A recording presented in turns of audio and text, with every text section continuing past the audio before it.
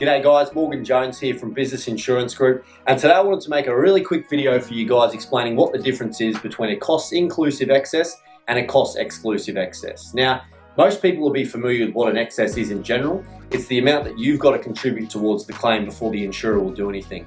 Sometimes you've got to pay it up front before they'll do anything on a claim, or other times it'll be deducted from your settlement at the end.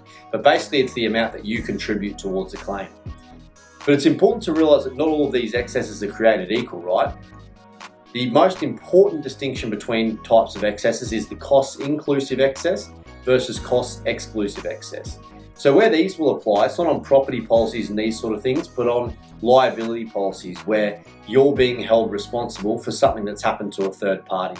So that might be public liability, might be professional indemnity, might be management liability. All of these sorts of policies, they're going to have one of these two types of excesses. So cost-inclusive excess means that regardless of whether it's just been legal costs that have been incurred, you still have to pay the excess.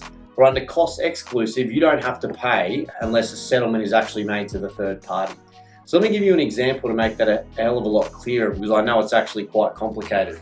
Let's say you have a liability claim brought against you. Someone's alleging that you've caused injury to them in one way or another, and they're saying you need to pay us $10,000. You know the claim's ridiculous, but it has to be defended anyway. So you let the insurer know and you say, guys, we haven't actually done anything wrong here, but can you step in and defend us, so that we don't have to incur legal fees? If you've got a cost-inclusive excess, your insurer will say to you straight away, okay, well, you're going to have to bear the first $5,000.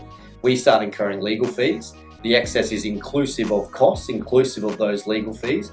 Therefore, you've got to pay it straight away. So you've got to part with $5,000 before they'll even do anything, even though you haven't actually done anything wrong and you know you're not going to be found liable at the end of the day.